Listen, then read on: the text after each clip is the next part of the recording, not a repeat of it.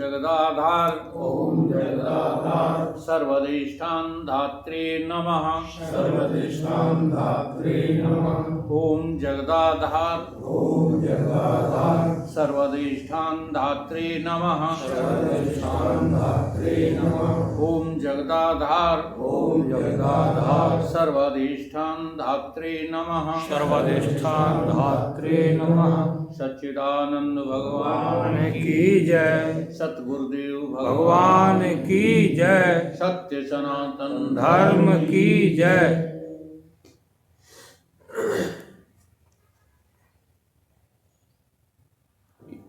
एक साधना जो है खुली आंखों, खुली बुद्धि से, खुले मन से करना है। और उसमें केवल क्या है? विचार। ये विचार करो कि अभी शरीर हमको जीवित लग रहा है। मेरा शरीर मुझे जीवित लगता है। थोड़ा बैक साइड में जाओ तो शरीर क्यों जीवित लगता है? शरीर जीवित है या तुम जीवित हो? इस पर विचार करो। शरीर के कारण तुम जीवित हो या तुम्हारे कारण शरीर जीवित है? लगता क्या है? केवल जो है वेदांत को रटना नहीं। अभी हमको शरीर जीवित लगता है, इसीलिए हम कहते हैं कि हम इतने वर्ष के हो गए हैं और इतने वर्षों बाद हम मर जाएंगे। ऐसा हमारे भीतर निश्चयात्मक बुद्धि है। तो वो क्यों है? क्योंकि अभी शरीर जीवित लगता है और अपना तो कुछ पता ही नहीं है। नहीं, वास्तविकता क्या है? शरीर के कारण हम जीवित नहीं हैं। शरीर हमारे कारण जीवित है। विचार करके देखो,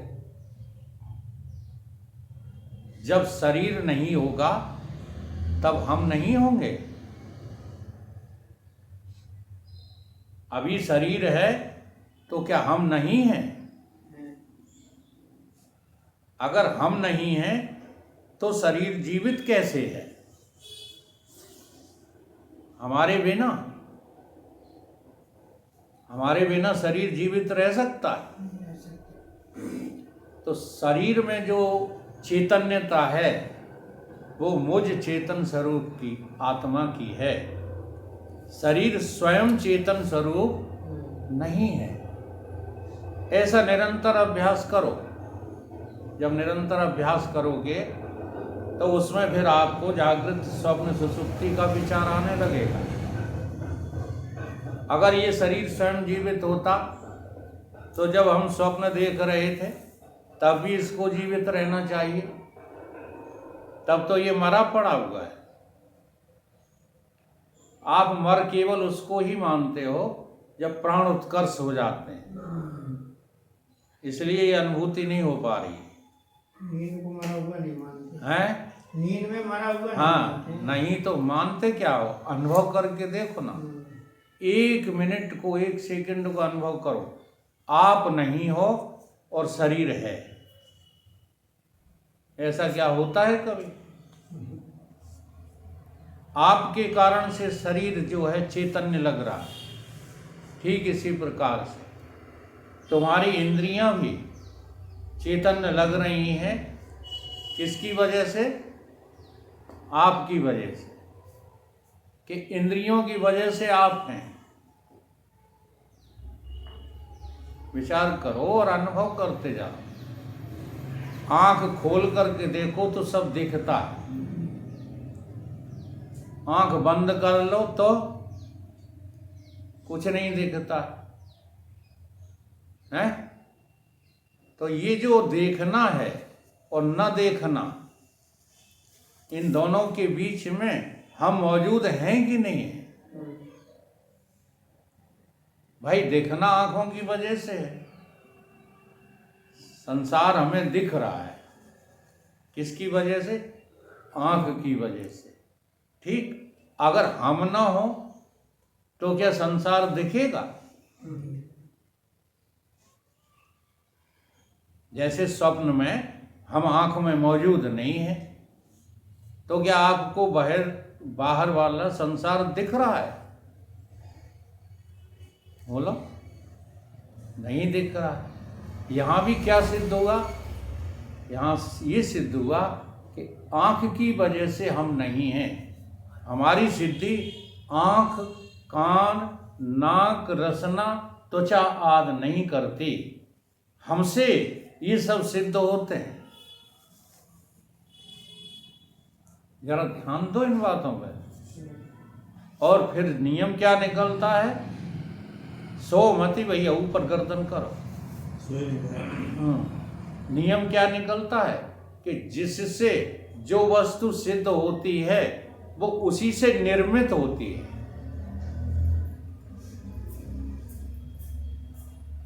ये नियम निकलता है, जिससे जो वस्तु सिद्ध होती है। अब दृष्टांत ले लो, मिट्टी से घड़ा सिद्ध होता है। अगर मिट्टी न होती तो घड़ा क्या वस्तु है? इसलिए घड़ा नाम की कोई चीज है? जिससे जो वस्तु सिद्ध होती है वो उसी का स्वरूप होता है। तो जैसे मिट्टी से घड़ा, मिट्टी से सकोरा, मिट्टी से दीवला। अब जरा देखो, वहां क्या है? बाहर के दृष्टांत में कुम्हार को मीडिया बना लिया गया, निमित्त बना लिया गया है। लेकिन समझना क्या है? बर्तन और मिट्टी के बीच का संबंध समझना है। मिट्टी से जो वस्तु बनने वाली है वो क्या है? घड़ा। मिट्टी से ही दीवला, मिट्टी से ही सकोरा। अब देखो, जो कुछ बन रही है वो कौन बन रहा है? मिट्टी बन रही है ना? उसने नाम रूप बदल लिया है मिट्टी ने। है क्या? मिट्टी ही। मिट्टी के अतिरिक्त तो और कुछ है? जब घड़ा बना तब भी मिट्टी, वो घड़ा फूटा तब भी मिट्टी। सर्वत्र मिट्टी ही मिट्टी है। नाम रूप बदलते रहते हैं। कुम्हार का थोड़ा सा हाथ जो है बदल गया, हाँ, तो दीवला से क्या बन गया? चुकट्टा बन गया, है ना? और थोड़ा हाथ जो है बढ़ गया तो गगरी बन गई, और थोड़ा हाथ बढ़ गया तो घट बन गया, और बड़ा कर दिया तो नाद बन गई। लेकिन बने किससे? घट हो, सकोरा हो, दीवला हो, नाद हो, मकान हो, ये सब बने तो बने किससे? मिट्टी से। तो मिट्टी से बनी हुई चीजें सब क्या है? मिट्टी। ये बात आ रही समझ? नहीं आ रही? उदाहरण में तो बात समझ में आ रही है। आ रही है। ऐसे ही तुमसे ही ये सब, हाँ, पूरा संघात बना है। देखो, यहां बुद्धि ले जाना बड़ा कठिन काम है। उसी के लिए सत्संग होते हैं। ये थोड़ी है कि केवल घड़ा मिट्टी की बातें कर रहे हैं, कोई बात है नहीं। ये दृष्टांत दिए जाते हैं समझने के लिए। अब देखो, तुमसे ही क्या बना? तुमसे ही जो है अज्ञान बना। तुम्ही ने तो अज्ञान बना ला नहीं, अज्ञान आया कहां से? भाई तुम ही तो थे, तुम्हारे अलावा और कोई नहीं था। ये प्रत्येक शास्त्र में बात आपको पढ़ने को मिल जाएगी। सृष्टि के पहले केवल एक मैं था। अब वही मैं क्या बन गया? सबसे पहले अज्ञान बन गया। वही मैं बना है। ये बना बनी के चक्कर की में ही तो फंस गई है जीव की बुद्धि। अज्ञान बना, अविद्या बनी, फिर अंतःकरण बन गया। बना किससे? उससे सब मिट्टी से ही तो बर्तन बन रहे हैं। जैसे मिट्टी से सारे बर्तन बन रहे हैं, ऐसे ही मुझ आत्मा से ही तो अंतःकरण बना, इंद्रियां बनी, स्थूल शरीर बने, पूरा ब्रह्मांड बना। किससे बना? अब जितने भी बर्तन बने, जितने भी बने, उन सब को किसका स्वरूप माना जाए? मिट्टी का या बर्तन का अलग अलग स्वरूप है कुछ? ठीक है। ऐसे ही आत्मा से जो कुछ बना है वो सब आत्म स्वरूप है, कुछ और है? बोलो। तो क्या फिर देर है जो भड़बड़ाते फिरते रहते हो? इतना धंधा और कर लें, हैं? इतना और कमा लें, इतना और बढ़ जाएं, तब हम जो है अमर होंगे। कुछ करने से अमर होंगे या समझने से अमर होंगे? तो समझने में रुचि क्यों नहीं है? करने में रुचि क्यों है? सत्संग किसका नाम है? समझने का। समझने का नाम है। उसमें भी हम कहते हैं कहाँ जा रहे? सत्संग करने जा रहे। सत्संग किया जाता है क्यों?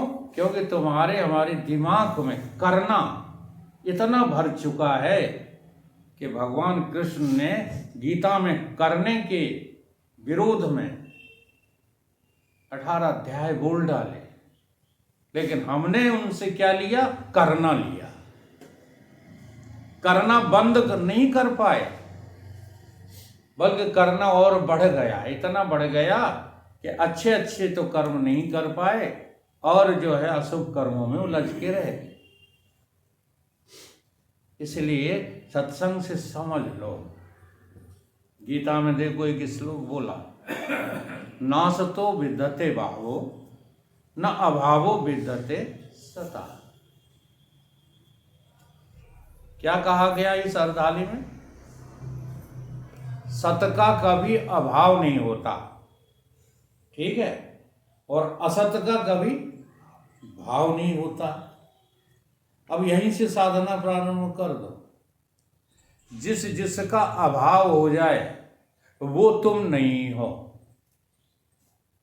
जिसका भी अभाव हो जाए, चलो बाहर से चलते हैं, वो तुम नहीं हो, वो तुम्हारा भी नहीं है। दोनों बातें लेना, तुम भी नहीं हो और वो तुम्हारा भी नहीं है।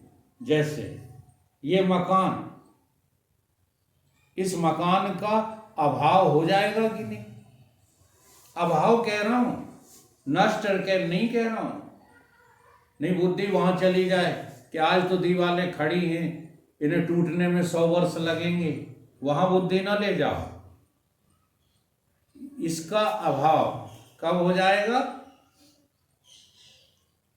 चलो तुम अपने अपने मकान के बारे में सोचो, अपने अपने परिवार के बारे में सोचो। तुम्हारे परिवार का, तुम्हारे मकान का, तुम्हारी जायदाद का, तुम्हारे रुपयों का अभाव कब हो जाता है? बोलो। जब तुम व्यवहारिक जगत से हट करके कहाँ पहुंच जाते हो? प्रातिभाषिक जगत में, अर्थात सपने में जाते ही सबका अभाव हो गया। बोलो। जिसका अभाव होता जाए, गीता कहती है, भगवान कृष्ण का वचन है कि वो सत नहीं है। वो सत नहीं है का मतलब वो तुम नहीं हो, वो तुम्हारा नहीं है। तो व्यवहारिक जगत का अभाव हो जाता है कि नहीं? तुम्हारे स्थूल शरीर का अभाव हो जाता है कि नहीं? तुम्हारी इंद्रियों का अभाव हो जाता है कि नहीं? जब इन सब का अभाव हो जाता है तो ये सत्य हैं। देखना सत्य है, सुनना सत्य है, सूंघना सत्य है, चखना सत्य है। ये सब सत्य हैं कि असत्य है? ना सतो विद्यते भावो न भावो विद्यते सता। चिंतन नहीं करते हम लोग। केवल श्लोकों को याद करना ज्ञान नहीं है, इन श्लोकों पर जो है बहुत बड़ा चिंतन। देखते जाओ किस किस का अभाव हो जाता है। तुम्हारी स्थूल इंद्रियों का अभाव हो जाता है, तुम्हारी सूक्ष्म इंद्रियों का अभाव हो जाता है। तो तुम सूक्ष्म इंद्रिय हो, तुम्हारी हैं ये। कितना बड़ा मोह जो है लगा रखा है। अभी अभी हमने जो है 25,000 खर्च कर दिए आंख बनवाने में, ठीक है। और कल्याण सिंह जी ग्वालियर पड़े हुए हैं। ये आंख मेरी है? लग तो रही है? लग तो रही है, नहीं देखो बंद। बस सत्संग उसी को कहते हैं, लगना बंद हो जाए, दिखती खूब रहे। ये दीदा, ये आंख कान हमारे लगे हैं, दिखते रहें और लोग खूब हमको पागल कहते रहें कि देखो कैसा पागल है। हाँ, अभी आंख बनवा के आया है और कह क्या रहा है कि मेरी आंख नहीं है, मैं आंख नहीं हूं। तो दुनिया वालों के कहने से यदि चलोगे तो भगवान मिलेगा। अगर भगवान को पाना है तो दुनिया वालों का कहना मानना बंद करो। ये दुनिया तो किसी हाल पर खुश ना होगी, तुम इसको कितना भी जो है खुश करना चाहो। और सच्ची बात तो यही है कि हम अपने घर को, दुनिया को, ये घर परिवार भी दुनिया ही तो है, तो हम अपने इस दुनिया को खुश रखने के लिए अपनी जिंदगी बर्बाद कर चुके हैं। ऐसा लगता है आपको? नहीं लगता। तो कब लगेगा? सत्संग तो यही लगाना चाहता है, वेद शास्त्र उपनिषद तो यही लगाना चाहते हैं। इसलिए वेद शास्त्र गुरु ये सब चिल्लाते रहते हैं। इनके हम ऋणी इसीलिए हैं कि इतना चिल्लाते रहते हैं ये, फिर भी हम इनकी सुनते नहीं। इनके द्वारा, वेद शास्त्रों के द्वारा जो कुछ भी हमको जो है ज्ञान प्राप्त होता है, उसमें हम अपनी बुद्धि जोड़ देते हैं। सबसे बड़ी गफलत क्या हो जाती है? इन वेद शास्त्र उपनिषदों को, पुराणों को अपनी बुद्धि के द्वारा समझना। जैसे एक उदाहरण देते हैं, शास्त्र कहता है कि कोई किसी को न बचाता है न कोई किसी को मारता है। ये वेदांत शास्त्र का वचन है। न जायते म्रियते, न कोई किसी को मारता है न कोई किसी को बचाता है, ठीक है। अब पुराणों में कथा क्या आई? पुराणों में कथा आई कि प्रहलाद को हिरण्यकश्यप ने मारना चाहा और भगवान ने, यानी ईश्वर ने, हाँ, नरसिंह का रूप धारण करके बचा लिया। अब देखो, वेदांत दर्शन की ये बात और पुराण दर्शन की ये बात, दोनों में विरोधाभास है कि नहीं? अब कैसे समझा जाए कि सच क्या है? कैसे समझोगे? इसलिए जो है सत्संग जरूरी होता है, इसलिए गुरुमुख होना जरूरी होता है, इसलिए संतों के सानिध्य में रहना जरूरी होता है। हमें आज सबसे ज्यादा जो है गफलतबाजी क्या लगती है? संतों के संग रहना। अभी महाराज जी आए, कम से कम 20 दिन रुक करके गए, कितना समय दिया आप लोगों ने? क्या लगता है आपको? बुरा नहीं मानना। जो अपने किसी व्यवहारिक कार्य में, वैसे वो भी एक गफलत ही है, उलझ गए हैं माया के चक्कर में हम लोग, लेकिन जो फ्री भी हैं उनकी भी बात कर रहा हूं मैं। कितना समय दिया? क्यों नहीं दिया? इसलिए नहीं दिया है कि आपको अपनी बुद्धि श्रेष्ठ लगती है और महात्मा की बुद्धि निकृष्ट लगती है, और कोई बात नहीं है। हम अपनी बुद्धि की श्रेष्ठता जो झूठी समझ बैठे हैं, हाँ, उसी के कारण हमारा पतन होता चला जा रहा है। नहीं, ये गुत्थी कौन सुलझाएगा सिवाय संत के? वेद उदित गुरु बिन लखे, लागे लवण समान, वादर गुरुमुख द्वार भय, अमृत ते अधिकान। जैसे डायरेक्ट समुद्र का पानी पीने से अंतड़ियां फट जाती हैं डायरेक्ट, और जब वही समुद्र का पानी ऊपर जो है वायु के द्वारा सोख करके और फिर वर्षा के रूप में जमीन पर आता है, तो हमारे लिए क्या बन जाता है? अमृत बन जाता है। ऐसे वेद शास्त्र पुराण ये आज विष बन गए हैं। इन्होंने विष का रूप धारण करके बागेश्वर जैसे विषाक्त सर्पों को पैदा कर दिया है। आज हमारी माताएं बहनें इतनी गुमराह हो गई हैं, लोटे में पानी भर लेते हैं और जाने कहां कहां घूमते रहते हैं। इससे कल्याण हो जाएगा? सच्ची बात समझने के लिए कोई तैयार नहीं है, और झूठी बातों में इतने लवलीन हैं,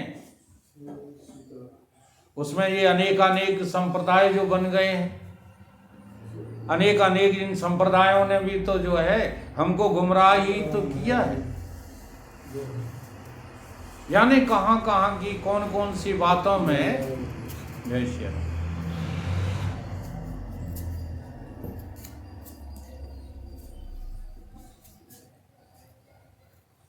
उलझा के रख दिया है, और आधी अधूरी बातों में उलझ करके हम रह गए। कोई मंत्र जाप में उलझ गया है, तो कोई पूजा पाठ में उलझ गया है, कोई क्रियाकलाप में उलझ गया है, तो कोई कहीं उलझ गया है, कोई कहीं उलझ गया है। ये सारी बातें जो उलझने के लिए नहीं बताई जाती हैं, हमारे धर्मशास्त्रों ने इन बातों को भी बताया है ना, तो वो इसीलिए बताया है कि इनसे आगे बढ़ो। सेवा जो है, सेवा कार्य उलझने के लिए नहीं बताया।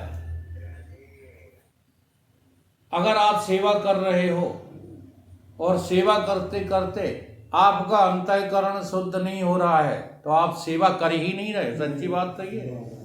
कहीं ना कहीं सेवा क्या, आप अहंकार पाले बैठे हो। नहीं, सेवा का धर्म, सेवा धर्म किस लिए है?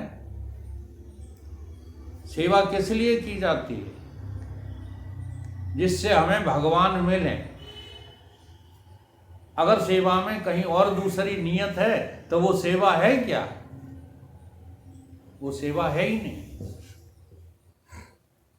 इसलिए कोई बातें जो है धार्मिक बेकार नहीं है, लेकिन उन पर बिना सत्संग के, बिना गुरुमुख हुए, बिना साधुओं की संगति के सच्चाई समझ में कहाँ आएगी।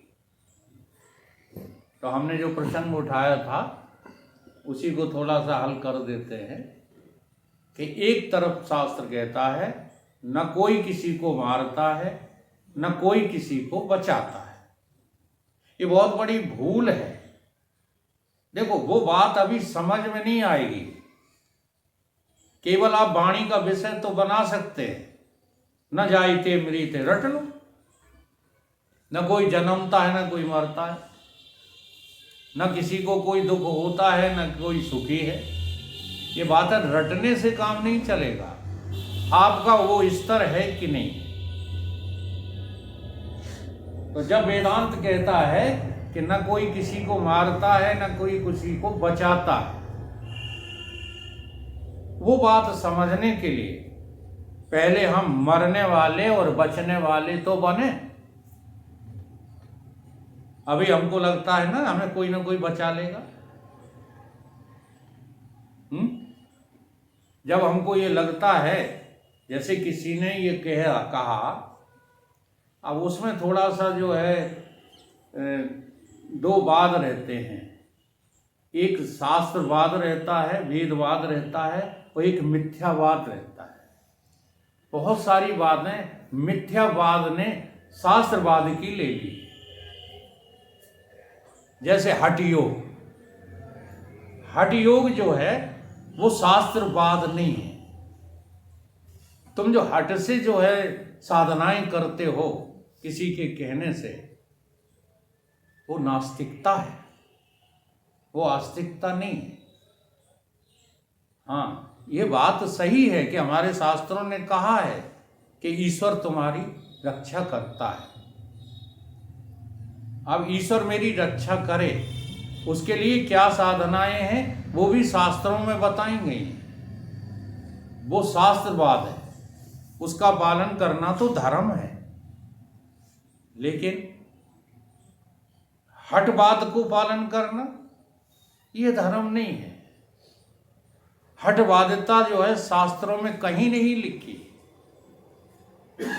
इसलिए जब हमें परमात्मा के अधीन होना है कि मेरे प्राणों के भी मालिक कौन है, ईश्वर हैं, तब हमें क्या साधना करनी चाहिए? अपनी नियत जो है ईश्वर से जोड़ना। और इसका नाम क्या है? इसका नाम है निष्कामता। अगर तुम कामना करोगे, कामना करके कोई काम करोगे, तो फिर ईश्वर उसमें कोई रक्षा वक्षा नहीं करेगा। यह है हमारे शास्त्रों का मत। और तुम निष्काम हो जाओ, तुम्हारे भीतर कोई कामना ना हो, और फिर चाहे जिस क्षेत्र में कूद पड़ना, तुम्हारा रास्ता कोई रोक नहीं सकता। तो क्या निष्कर्ष निकला बचवाने का? अपने को बचाना चाहते हो किसके द्वारा? ईश्वर के द्वारा। ठीक है, प्रहलाद का आचरण पढ़िए। तुमने केवल ये बात तो पढ़ ली कि प्रहलाद को हिरण्यकश्यप ने मारना चाहा तो नरसिंह भगवान ने बचा लिया है। ये कहानी तो तुमने पढ़ ली, लेकिन प्रहलाद का आचरण पढ़ा? प्रहलाद कहते हैं कि हमें कुछ नहीं चाहिए, ना हमें पिता का प्यार चाहिए, ना माता का प्यार चाहिए, ना दुनिया की संपत्ति चाहिए। यही ध्रुव कहते थे, यही प्रहलाद कहते थे। तो इसका नाम क्या है जब हमें कुछ नहीं चाहिए? चाह चमारी चूहड़ी सब नीचन की नीच, मैं तो पूर्ण ब्रह्म हूं जो चाह न होती बीच। क्या निष्कर्ष निकला? चाहों ने हमको है छोटा बनाया, दीनहीन कर्मी जन्म मरण पाया। चाह छोड़ पापी कुटिल मन को मार ले, और व्यापक जो राम है उसे घट में निहार ले। क्या चिंता करते हो यार तुम? तुम्हारे बिगड़े सब काम जो है अपने आप बनते चले जाएंगे। केवल तुम काम